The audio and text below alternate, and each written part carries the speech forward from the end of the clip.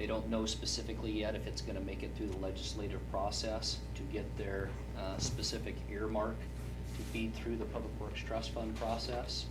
They have missed a few cycles, one cycle, I believe. The last last- biennium was quote swept. Yeah, it was swept off the table.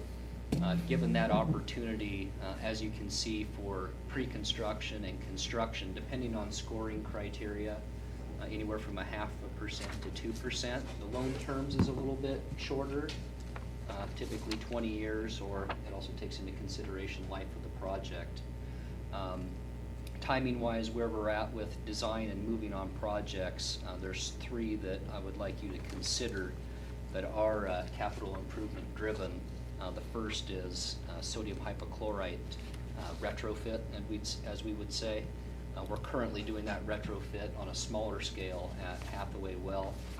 Most of you will remember we did have a small gas chlorine release at that facility mid last summer.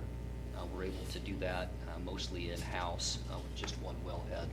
What you see before you is the whole lower well field outlay for flopping that over to sodium hypochlorite from gas chlorine. Looking through the scoring criteria for Public Works Trust Fund, treatment is one of the higher scored disciplines. Also for consideration is the lift station number 2 and 3 upgrades and the crossing for Camping Creek. Number 2 and 3 lift station, those stations are a dry well Smith & Lovelace, where operators actually enter below subsurface to check pumps and grease traps. They're well over 40 years old, ready to be phased out. Typically, new construction, subdivision, industrial park, whatever it may be, we'd actually spec out submersible flight pumps where you don't have to enter and have a confined space. So we're looking at retrofitting those out and updating to submersible stations, not having to go into the confined space of number 2 and 3. Just to give you bearings on number 2 and 3, number 2 is at 6th and K, which is Mr. Martell's property, and lift station number 3 is on 32nd Street, very close to Schmid's rock staging area, as they used to use it.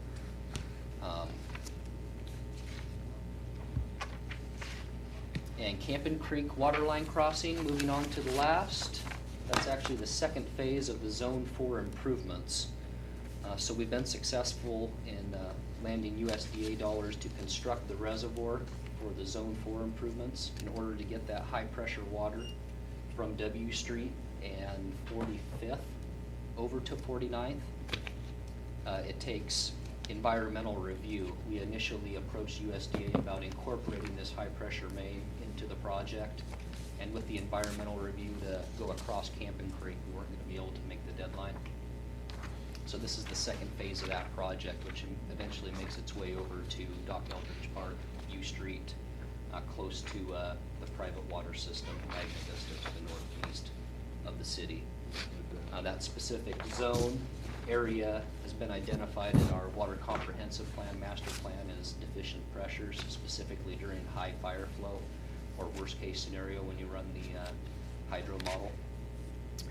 So those are the 3. After sitting through the workshop with PWTF and discussing with Terry Dale, he is our local representative, walked through it and felt that depending on how the application is filled out and scoring criteria, that we'd have an opportunity when the funds become available in June 2011. This is where staff is making their recommendation. Any question on any of the 3 of those possible applications, Steve? I noticed it's budgeted, but I didn't get where the money's coming from.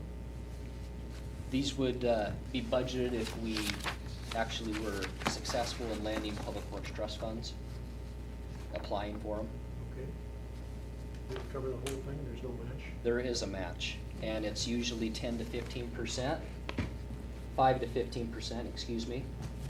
So as you look at, and RJ alluded to it, you actually acknowledge the whole, if you are successful, as full revenue and then the local match, depending on the project. We've got hypochlorite at 225,000, so you're gonna be fairly minimal there, $15,000 to $25,000.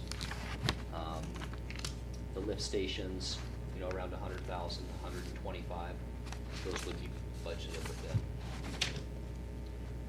And 401, those are, 406. those are water utility, not general fund. Right. Correct. Enterprise fund. Joanne? Sorry, Trevor, the one about the Camping Creek, is that one of the things that needed to be completed, because we have those developments that have been approved, and they have construction plans in, but we won't approve them because there's not, is it fire flow or capacity, or? Both. Yeah, specifically the northeast portion of, I believe it's P Street and 49th to the northeast.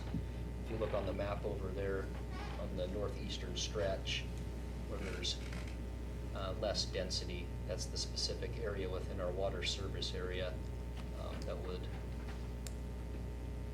take care of the So fire those- flow and low pressure issues. Because I know that like Sunset Ridge, they can't use their irrigation because it just, you gotta water that lawns, there's not enough pressure. And then there's some approved developments that actually have construction plans in that are on hold because we can't supply.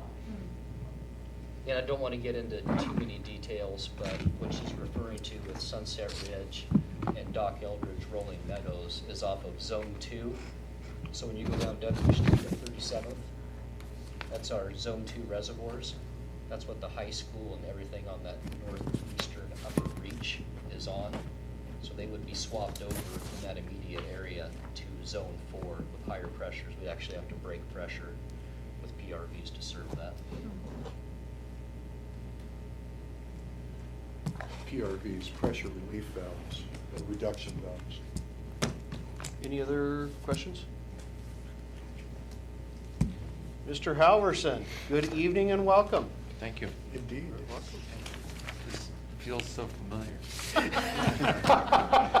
It really does. That's a good thing. I love local government. At least he didn't say strangely familiar. You may have implied that. Well, let me check with you all about your patience and sense of appetite for this at this hour. I need to take a little time with this. Loaves and fishes, sense of appetite. I figured that probably means go ahead. Yep, Yep. they're anxious.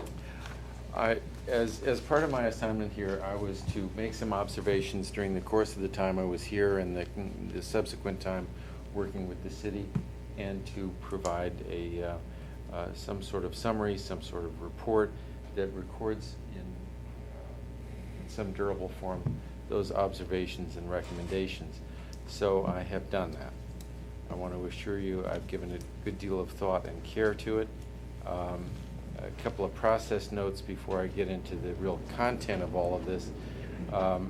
First of all, it is based on direct observation, direct experience, and the report is brought forward this evening, and there's a reason for this evening.